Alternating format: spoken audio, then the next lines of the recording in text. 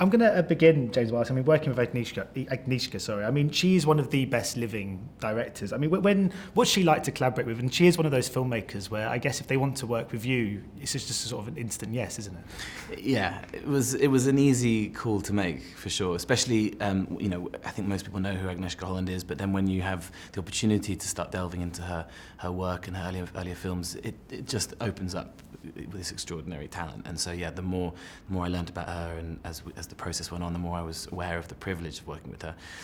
What's it like to work with Agnieszka? I mean, initially, before I went on set, we had a couple of phone calls, and it was pretty terrifying. You clearly, there's this lady who speaks I don't know how many languages with this incredible back catalogue of work, and so. Would be lying if I didn't say I was intimidated. The truth is, when you're on set, it couldn't be more different. She's just so warm, big hugs every morning. She calls me, man, hey man, come over here. Amazing. For example, when we were cold, because we were in Ukraine and it was freezing, we were there for the Beast from the East, we'd all be sitting huddled up in these kind of Canada Goose coats.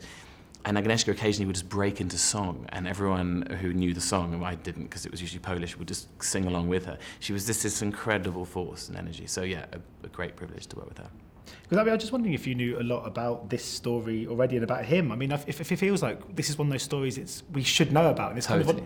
One of the most striking things about this is that a lot of us don't. Amazing. I mean, that was the thing which struck us when we read the script. First of all, is that this idea, this man who essentially was the first person to call out the Russian, the regime on the Holodomor, and yet no one does seem to remember or know who he is. I think the fact that he died before his 30th birthday, there was an incredible career awaiting him, and unfortunately it was cut short. Most likely, we think, from the Soviets knocking him off because of the embarrassment he was causing them. But an extraordinary story, and one which is, as I think people are latching onto, more and more pertinent and important to tell. I mean, the kind of similarities and parallels with the current uncertain situation we have politically across the world, and the way more and more totalitarian governments are manipulating truth at their own end. Gareth Jones' story is more pertinent than ever. Yeah, I was going to say it's incredibly relevant, particularly in the age of fake news. I mean, this is a film that's celebrating real news, isn't it? I mean, how important is and how much of a celebration is this of the truth? Absolutely. Gareth Jones in the movie and in the letters and the incredible amount of information we have on him was very clear that he was relatively non-committal himself in his politics, at least as he reported. He would always prioritize the pursuit of empirical truth. And in fact, in the movie, there's a discussion with Ada and Gareth about what the role of the journalist is and whether they should be allowed to have an agenda or not. And Gareth was very much, it is his role and his duty to find out the truth and report on it and let the people decide. Because, of course, there are many, many people in the world who still don't believe that the Holodomor even happened. So these things aren't completely black and white. There is always discussion and uneasy grey areas in the middle. And right now, I think the grey areas are getting bigger and the certainty is getting less. So to have journalists like Gareth who are willing to sacrifice so much, including their own lives, to find the truth, report on it, let the people make their own decisions, I mean, so important then and now. Because I interviewed Rosamund Pike recently for Private War, but she's obviously playing a reporter who was killed when she was working. And I asked this sort of question then as well, and I'm going to ask it to you, which is, I think when you're an actor and you embody so many different characters, wondering if you ever adopt certain traits of their personality or admire so much about their personality that you kind of take it with you. And in that case, has the courage of this character is something, has that stuck with you? I hope so. That's a very good question. I mean, he is so admirable in his audacity, and also it was such a pure pursuit.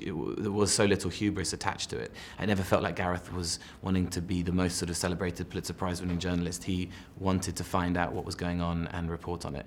And ultimately he gave the biggest sacrifice of all. He lost his life for this particular pursuit and this reporting of this story. So it puts my life into a deep perspective. It makes me think, what am I doing with my life? But if I can contribute to people knowing about Gareth Jones, then great. If I can be an ounce of as brave as Gareth, then I'm very happy. Well, he's incredibly brave and very, very good at sort of going sort of unnoticed as well. And I was wondering, this is the worst segue you've ever heard. Of course, you're linked to playing James Bond. Now, I know I'm not going to. Thank you. I'm not going to sort of just bore you with the sort of question of just are you interested or anything like that. Just interested because it's been rumours for sort of a couple of years. Just wondering what it's like to be talked about on those terms, to pick up the paper and see that you're one of the names being rumoured with one of the biggest roles in cinematic history. That must be quite a cool feeling, even if it isn't something that kind of transpires. I mean, you said it. Yeah, that's it. It's. I think I've often used the word kind of baffling and incredibly complimentary and mysterious. It's often I'm a bit confused by it all, but it's lovely to be even, sharing the same conversation as people like Idris Elba and Michael Fassbender. I mean, I would not have expected that 5-10 years ago. So it is, but beyond it being, baffling and complimentary, that's as far as it goes. It is just that. Unless you know something I don't. Thank you so much. Thank you very much. Cheers. Thank you. Ladies and gentlemen, you're watching Hey You Guys! Hey You Guys, huh? Hey, you guys. Is that from the Goonies? It is indeed, yeah. Nice.